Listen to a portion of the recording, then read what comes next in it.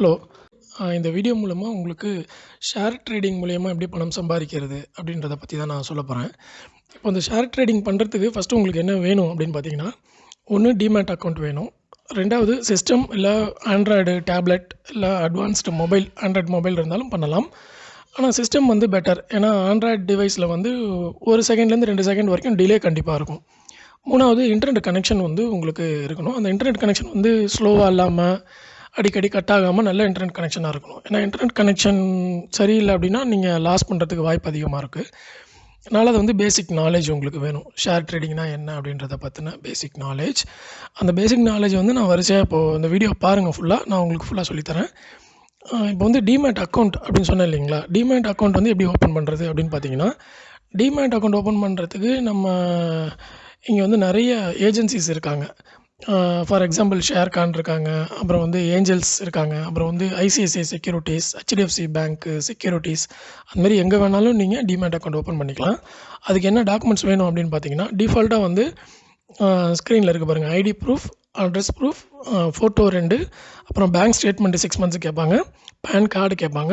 அதுக்கப்புறம் அவங்களோட அப்ளிகேஷன்ல நீங்க சைன் பண்ணி குடுக்கணும். குடுத்துட்டீங்கன்னா, வித்தின் அ வீக்ல வந்து உங்களுக்கு அக்கவுண்ட் ஓப்பன் ஆயிடும். அதுக்கப்புறம் அக்கவுண்ட் ஓப்பன் ஆனதுக்கப்புறம் நீங்க வந்து ட்ரேடிங் ஸ்டார்ட் பண்ணிடலாம்.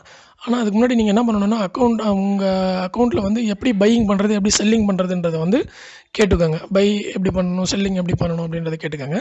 அடுத்து பார்த்தீங்கன்னா, ஷேர் ட்ரேடிங்க்கு பேசிக் நாலேட்ஜ் அப்படின்னு சொன்னேன் இல்லைங்களா? அது என்னென்ன நாலேட்ஜ் வேணும் அப்படின்னு பார்த்தீங்கன்னா, 1 வந்து ஃபண்டமெண்டல்ஸ் கண்டிப்பா நீங்க தெரிஞ்சிருக்கணும். 2வது வந்து டெக்னிக்கல் நாலேட்ஜ் இருக்கணும். சார்ட் அனாலிசிஸ் பண்ண தெரியணும். 3வது சப்ளை அண்ட் டிமாண்ட்னா என்ன? அது எப்படி வேலை செய்யுது? அப்படின்றத பத்தி தெரிஞ்சுக்கணும். 4வது மனி மேனேஜ்மெண்ட். 5வது வந்து முக்கியமான விஷயம் மைண்ட் கண்ட்ரோல். இந்த மைண்ட் கண்ட்ரோல் இல்லன்னா வந்து நீங்க என்ன தெரிஞ்சிருந்தாலும் உங்களால ட்ரேடிங் சக்ஸஸா பண்ண முடியாது. ஓகேங்களா? ஓகே. இப்போ வந்து நான் ஃபர்ஸ்ட் விஷயம் ஃபண்டமெண்டலுக்கு வரேன். ஃபண்டமெண்டல் அப்படின்னா என்ன அப்படின்னு பார்த்தீங்கன்னா, ஃபண்டமெண்டல்னா ஒரு கம்பெனி ஃபார் எக்ஸாம்பிள் ஒரு BHEL கம்பெனி எடுத்துக்குவோம்.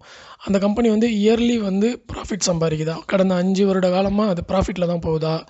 அதோட ப்ராஃபிட் வந்து இன்க்ரீஸ் ஆகிக்கிட்டு வருதா? அப்படின்றத வந்து நம்ம செக் பண்ணணும். அதோட ஹிஸ்டரிய செக் பண்ணணும்.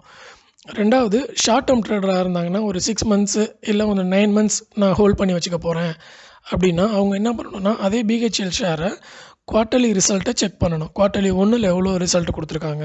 குவார்ட்டர்லி 2ல எவ்வளோ ப்ராஃபிட் குடுத்துருக்காங்க? குவார்ட்டர்லி 3ல எவ்வளோ ப்ராஃபிட் குடுத்துருக்காங்க? அப்படின்றது லேட்டஸ்ட்டா இருக்கிற குவார்ட்டர்லி ரிசல்ட்ஸ வந்து அவங்க செக் பண்ணணும். அது எப்படி செக் பண்றது அப்படின்னு பார்த்தீங்கன்னா, ஃபார் எக்ஸாம்பிள் மனி கண்ட்ரோல்னு ஒரு வெப்சைட் இருக்கு. நெறைய வெப்சைட் இருக்கு. நான் வந்து நார்மலா மனி கண்ட்ரோல் வெப்சைட்ட யூஸ் பண்ணுவேன். இந்த மனி கண்ட்ரோல் வெப்சைட்ல போய் பார்த்தீங்கன்னா, உங்களுக்கு என்ன கம்பெனி நீங்க செக் பண்ண போறீங்களோ, அந்த கம்பெனிய நீங்க அதில அடிச்சுட்டு, அந்த கம்பெனியோட டீட்டெயில்ஸ்ல போய் பார்த்தீங்கன்னா, இந்த நான் ஸ்க்ரீன்ஷாட் இப்போ ஓப்பன் பண்ணியிருக்கேன் பாருங்களேன். ஃபினான்ஷியல்ஸ்ன்னு ஓப்பன் பண்ணியிருக்கேன் இல்லைங்களா? இந்த ஸ்க்ரீன்ஷாட்ல பேலன்ஸ் ஷீட்ன்னு இருக்கா? இதில தெரியுது பாருங்க. மார்ச் 2012 2013லேருந்து மார்ச் 2016 வரைக்கும் வரிசையா தெரியுது இல்லைங்களா? இதில நீங்க பார்த்தீங்கன்னா, அதோட ஈக்விட்டி ஷேரோட கேபிட்டல் எவ்வளோன்றது தெரியும். இப்போ அடுத்த ஸ்க்ரீன்ஷாட் பாருங்களேன். இதில வந்து நான் ஃபார் எக்ஸாம்பிளுக்கு பாரதி இன்ஃப்ராடெல்லோடது எடுத்திருக்கேன். அதோட ப்ராஃபிட் லாஸ் அந்த பேஜ்ல இருக்கேன். அந்த பேஜ்ல பார்த்தீங்கன்னா, 2012லேருந்து 2016 வரைக்கும் அந்த கம்பெனியோட ப்ராஃபிட் எவ்வளோன்றத காமிச்சிருக்காங்க பாருங்க. நான் மார்க் பண்ணியிருக்கேன் பாருங்க.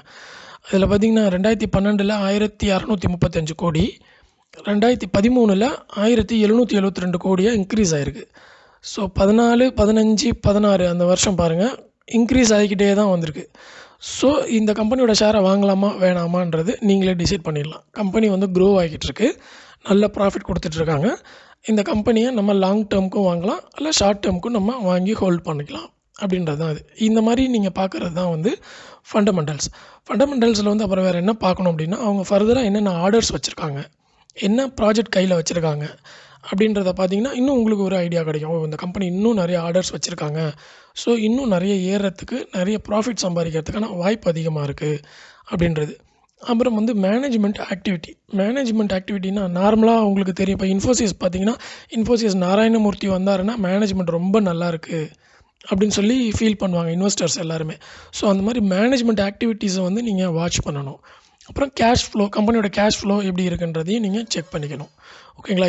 இந்த விஷயங்கள்லாம் நீங்க பார்த்துக்கிட்டீங்கன்னா, ஃபண்டமெண்டல்ஸ் ஃபுல்லா நீங்க தெரிஞ்சுக்கிட்டதுக்கப்புறம், இந்த ஷேர நீங்க வாங்கி லாங் டெர்மாவும் ஹோல்ட் பண்ணிக்கலாம்.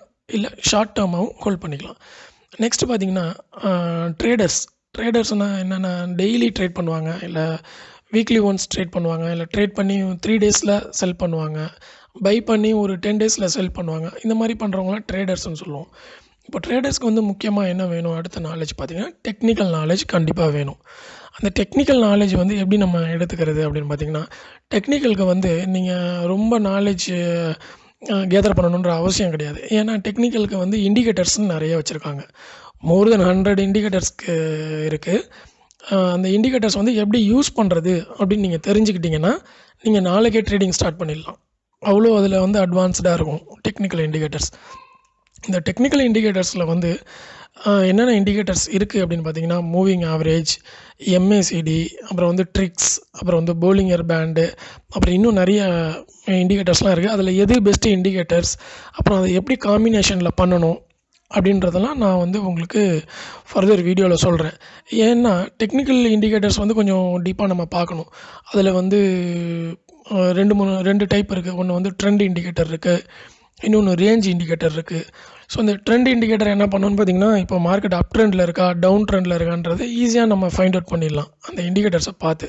ஸோ அதெல்லாம் என்ன இண்டிகேட்டர்ஸ் அப்படின்றது நான் இண்டிகேட்டர் செக்டரில் சொல்கிறேன். நீங்கள் வீடியோஸை கண்டினியூஸாக பாருங்கள்.